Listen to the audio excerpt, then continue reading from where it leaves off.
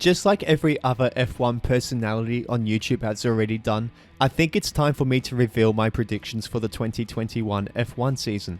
This video will be separated into 3 parts, with the first part being focused on more general predictions, then I will go through my constructors predictions, and finally my drivers standings predictions. With that said, let's get started. Nicole Hulkenberg will race at least once and get a podium. Okay, I know what you're thinking, he's not even on the grid in 2021, but I do think more drivers will get infected with COVID, and Hulkenberg is basically the 21st man anyways, and will probably race at least once this season. And I do think he'll get a podium when he does eventually come back.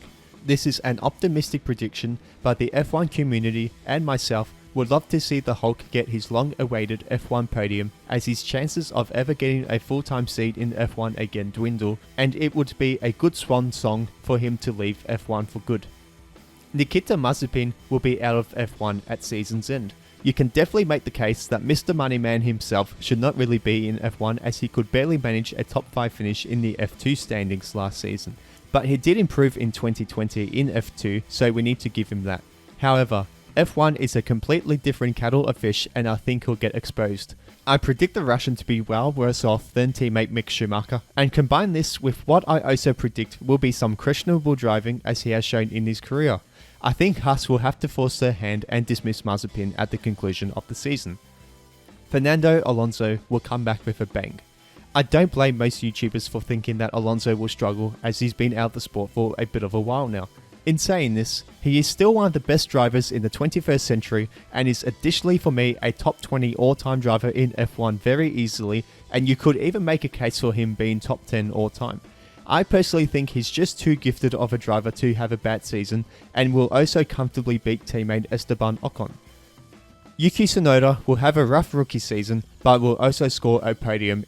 Okay, I gotta admit this now, I think Tsunoda could be the best Japanese driver of all time. He races with a tenacity which makes him very exciting to watch, and while the AlphaTauri won't be a great car necessarily, and that Tsunoda will have a lot of growing pains, I am betting that he'll put together one spectacular performance combined with maybe a little bit of luck, and will land a podium spot in one of the events this year.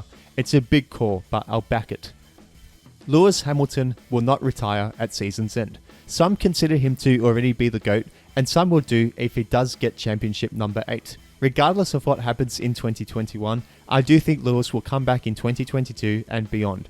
Lewis just loves his Formula 1, and I would find it rather bizarre if he leaves Mercedes at the end of the season, as they could still dominate further for years to come, which is a scary thought. Sure, negotiations have been tough as Hamilton demands more money, but those demands could be met if the pandemic gets under control, which there is a possibility of at the end of 2021. Kimi Raikkonen will retire at season's end. Kimi Raikkonen turns 42 in 2021, and while earlier times in F1 there would have even been drivers in their 50s competing, this is definitely not the case anymore, and even Raikkonen has said that racing for him is more of a hobby these days, and with an inferior car for another season likely, and an abundance of talent in the Ferrari driver program, means that I think Raikkonen will hang up the racing gloves at season's end.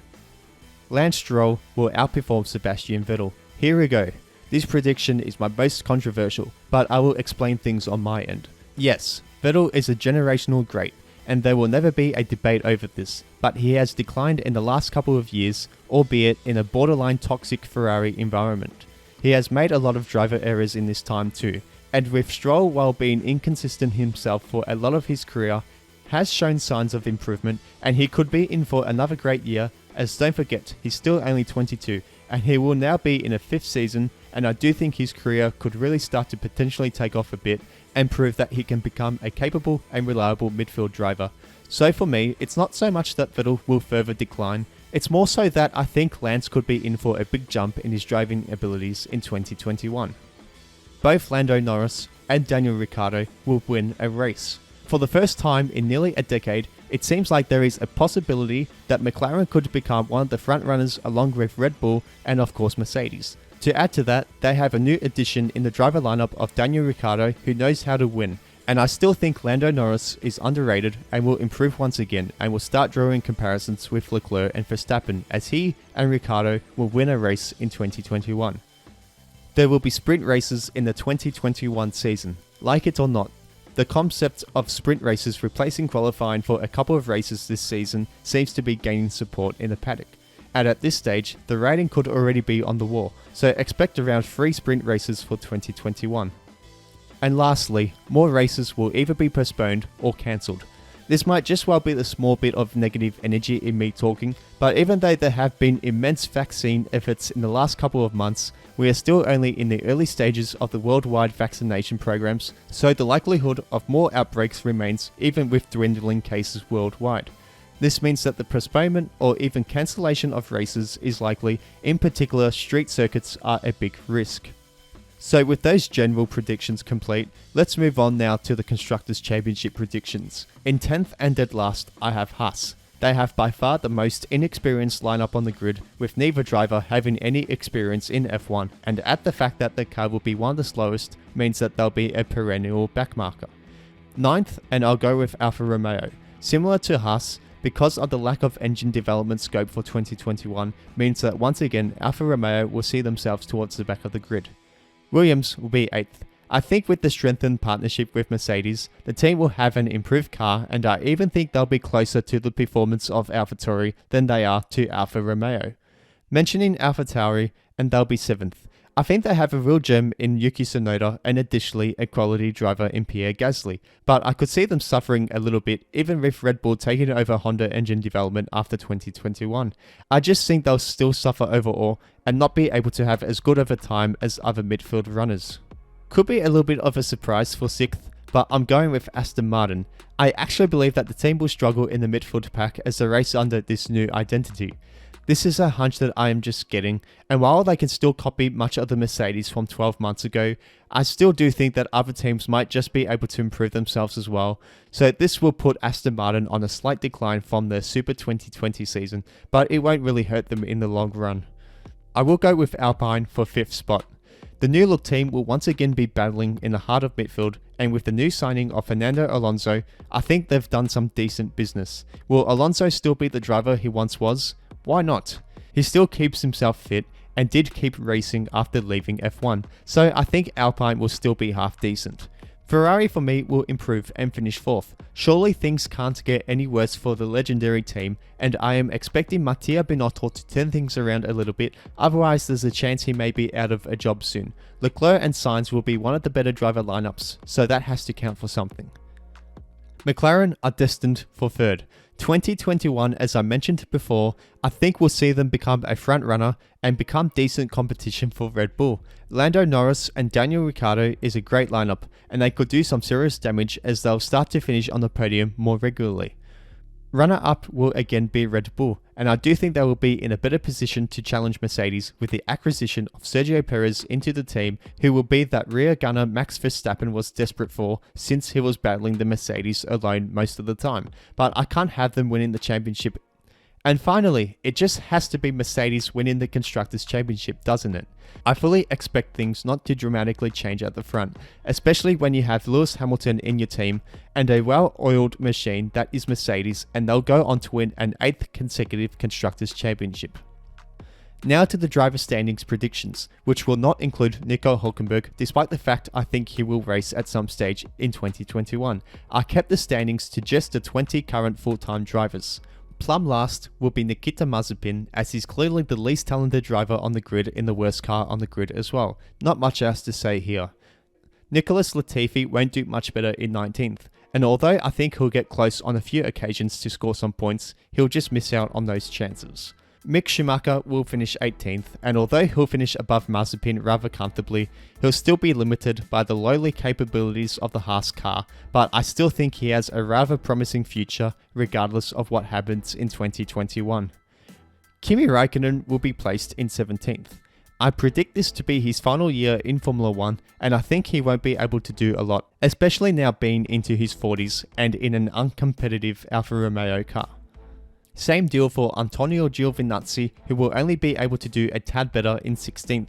The Italian driver will be under a lot of pressure to try and retain his seat past 2021, but he did show glimpses, and I believe that he can get a handful of points even in a rather poor car overall.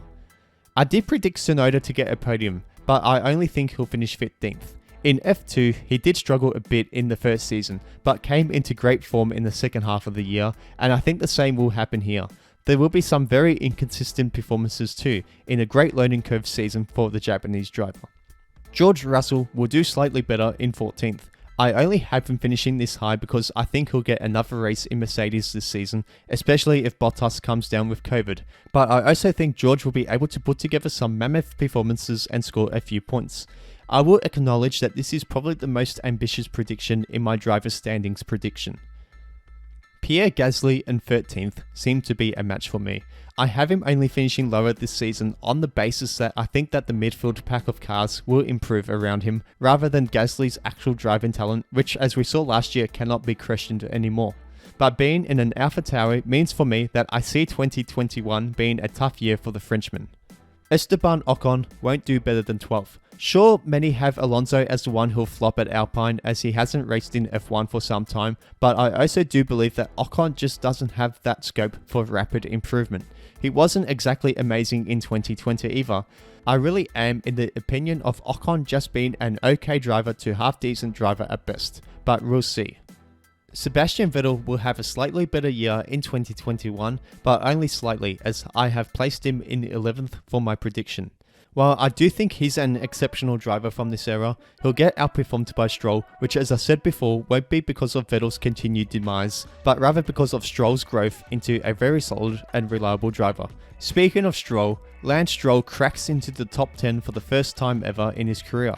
Although I do think Aston Martin will dip compared to its form as Racing Point, I still reckon Lance Stroll is ready to make a leap in his driving ability, as I mentioned, and although it may be an unpopular opinion, I see him beating Vettel.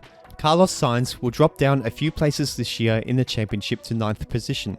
He will need a bit of time to get used to the environment at Ferrari. As the season rolls on, I do expect him to be equally matching the output of Leclerc, as Sainz himself is a talented driver, but I think he'll be better in 2022 when he does match up better against Leclerc.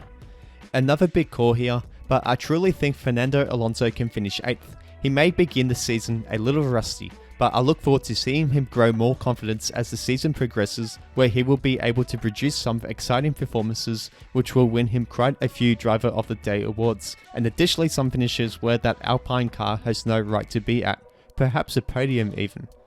Charles Leclerc will beat new teammate Carlos Sainz and finish 7th, where he will have a better car, but not be able to push into the front running pack despite all his talent, but still expect the Monegasque driver to be competing for the occasional top 3 finish.